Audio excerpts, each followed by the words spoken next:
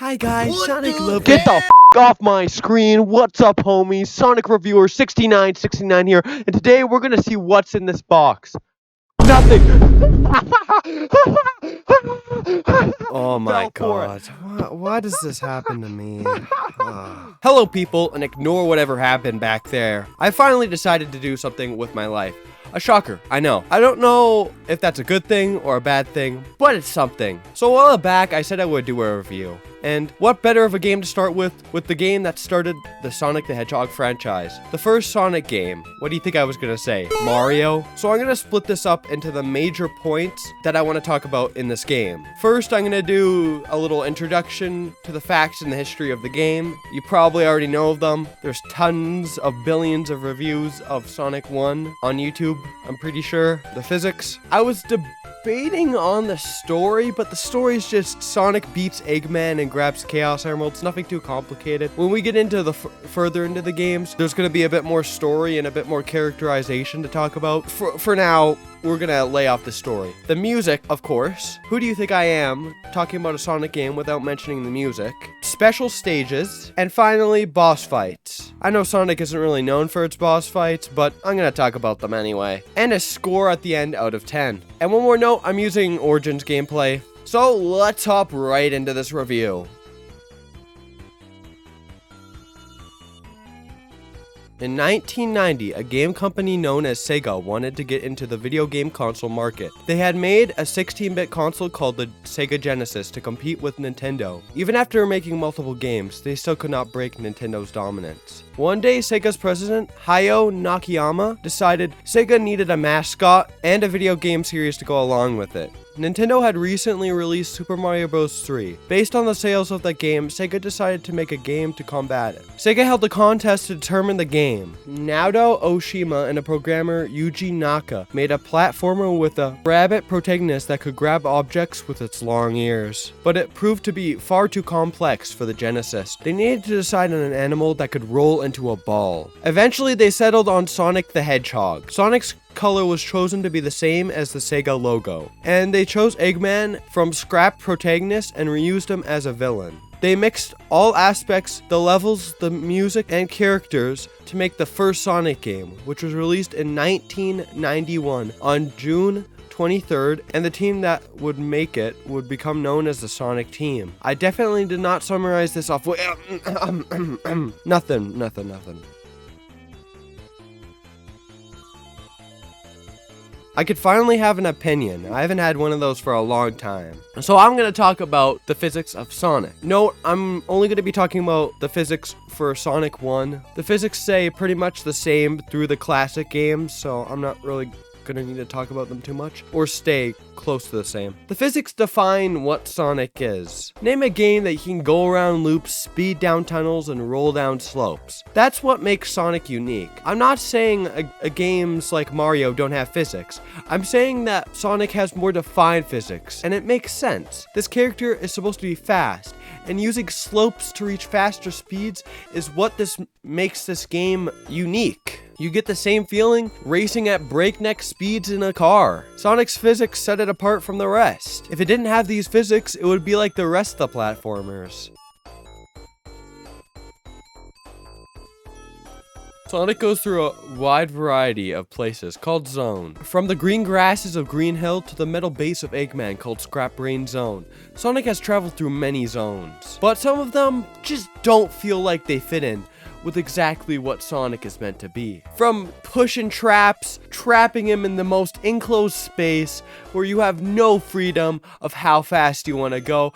It's just kind of like, why would you make these zones if you knew Sonic was about speed in the first place? Marble Zone slaps on tons of traps and slow-moving lava and platforms that take forever to move. Brainyard isn't as bad, but it's got those platforms that move up and down and man, if I'm being real with you, those suck. Suck. That worst part of that zone. Labyrinth Zone don't even have any words for this. Water, Sonic's mortal enemy. It makes you go so slow. The traps, you have to wait for them, and then you have to wait for bubbles. Oh my god, it is so frustrating. You don't understand how frustrating this zone is until you really play it. And then freaking Scrap Brain Zone with their disappearing and flipping platforms that you have to wait for like an eternity. I can go back, microwave something, and then bam, the platforms will be there. Like, what? It is so time consuming. Like, I gotta admit, like, that's pretty much every bad thing about the zones. Green Hill is literally the goal in this case. It's got so much open space, loops, slopes, everything you can do to just gain speed and experiment with Sonic speed. There's multiple paths, so you can go through so many paths. Find the one that you can go the fastest, beat the zone fastest. A lot of the other zones don't have them, and they're just small enclosed spaces that you can only go through really one way, unless there's like maybe a couple extra paths for like an extra 1-up box or rings. Not that much there. Starlight Zone. It's pretty good, but it's my second favorite zone. I gotta admit, I like this zone, but there's some things like it'll throw you off the edge when you're going super speed and you can't even see it in front of you. How are you supposed to know that's happening? Practically throwing Sonic out the window. Like, if you don't give him time to react, how are you supposed to jump and do platforms if you can't even see it coming? If I'm being honest, like, the most annoying part, that stupid little ball guy. I don't know what his name is exactly, but he'll roll up to you, smash you in the back, take your rings, and he's gone. I wish I could do something about him, because he's the most annoying thing. I wish I could crush him. Man, not fun at all. Not cool. I don't like that enemy. Scrap Brain Zone, Act 3. Are you serious taking me back to Labyrinth Zone? Are you serious? I already had enough of this zone. Everything that I said about Labyrinth Zone goes for Act 3 of Scrap Brain Zone. Why bring us back to this zone? Please fire the employee who thought of this. Like, I'm not trying to be mean, but just don't do this anymore, man. Final Zone. Well, it's more of a boss fight, so I'm just going to include that in the boss fight section. And also, you know, I almost forgot. 3 acts. Like, it feels way too long. If I'm being honest, the zones get boring after a little while, and I'm not going to say anything about it, but 2 acts is just the perfect amount for a zone. Just saying, like, 3 acts is just too much. But you can't change it now, so nothing you can really do. That's pretty much everything I have to complain about. This is the one thing I love about Sonic. Even though this game is old, it's still got some killer tracks in it, man. For example, Green Hill. Like, I could go on and on about how every single track is just amazing. They all just get the vibe of the zone perfect. The music gives off exactly what the zone is, and it complements it well. For Green Hill, it's the bouncy, swingy song of Green Hills paired with the bright green of the Green Hills. And honestly, not every track in this game is perfect, but it's damn near close. Like, Starlight Zone just reminds me of like nighttime cruise, driving through a car at like midnight when you can barely see anything in front of you. And I don't know why, but that's just such a nostalgic feeling. It's so amazing that this game has such a nostalgic song. Robotnik's theme is actually threatening in this game, and it's really nice. Man, for a game that had limited hardware for the Sega Genesis, the sound chips couldn't even put out the exact music they wanted. But I'm kind of glad of that, because we wouldn't have the same music we have today for Sonic.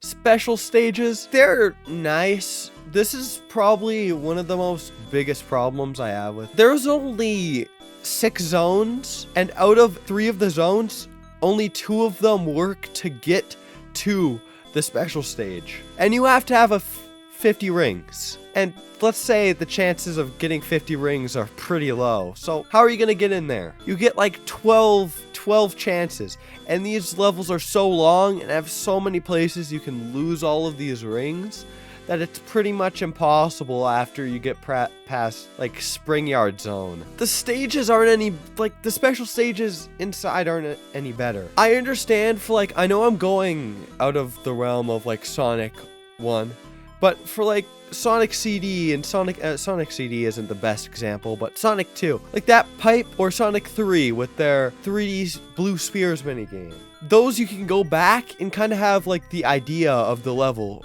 layout, like know what you're doing, and you have the skill from the level. It builds your skill. It's nice that way because the next time when you come back to it, you'll be better than the first time, and you'll get those Chaos Emeralds like way faster. When was it okay to just make this? This involves no skill. There's no coming back to this and getting any better. You're gonna fail so many times with this. And like I said, like the Origins update is nice, but that's not really what I'm talking about. That's in an Origins video. If we're playing the original game, you'd have to go all the way through the next act, and hopefully it's not the third act because it's a boss at the end, and pray that you can get through and jump at the right time so you don't get in the goal and take all those gems around the Chaos Emerald. There's not really much control to it. You can't control how fast it is or what way it turns. And you can say, yeah, there's those little switches on the sides and that control whether it rotates right or left or how fast it goes. It's more about hitting those. Like, you can't really control it. You can't use it on your controller at all. There's no way to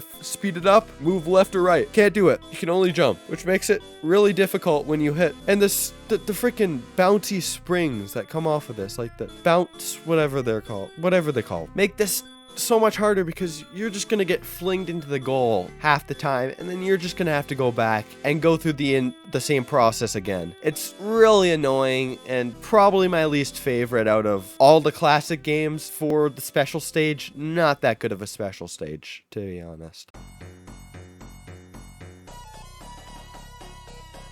Sonic isn't exactly known for having the greatest boss fights, so we're gonna talk about them. Why not? These bosses are simple, and there's nothing wrong with that. Each incorporates the elements from the zones and makes it into a boss fight. Egg Wrecker swings a wrecking ball like the swinging platforms. The Egg Scorcher uses the lava balls from Marble Zone and hits them on the platforms. The Stinger is just annoying, exactly like Spring Yard Zone. Some moments in Spring Yard Zone. It picks up platforms and throws them. It's not that interesting. The Labyrinth Zone boss, which has the most interesting name, Eggmobile. What? Everyone has a name. Egg Wrecker for Green Hill, Egg Scorcher, Egg Stinger for Spring Yard Zone.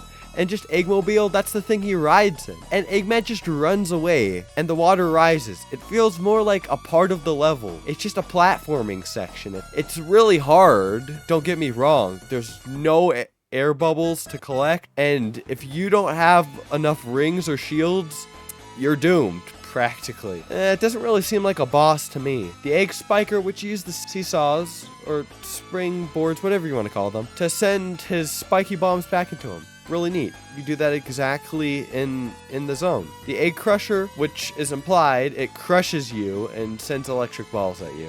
It wasn't really implied that it sends electric balls at you. It's not the most final boss to me. It does come from the final zone, but it's not exact. It doesn't give off that final boss feel. And this one's just really frustrating and hard, but it is a final boss, so it does have good reason to be hard. Overall, this game deserves a 6 out of 10. Man, it's not that great. There's a lot of things that just seem to be against the idea of speed, which is exactly what Sonic does. The music is great. The zones could do a little bit of working on. Special stages, like, scrap those. Not even that good.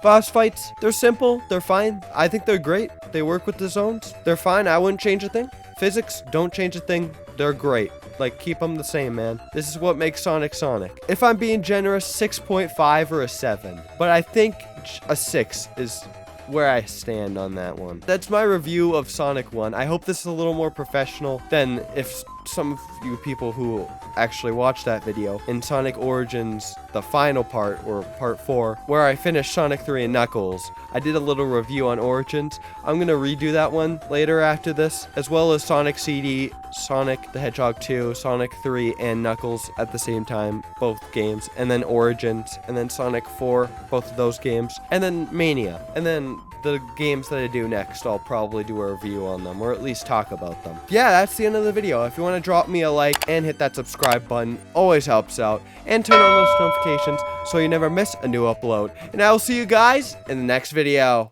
He just goes like zoom instead of you actually getting to hit him.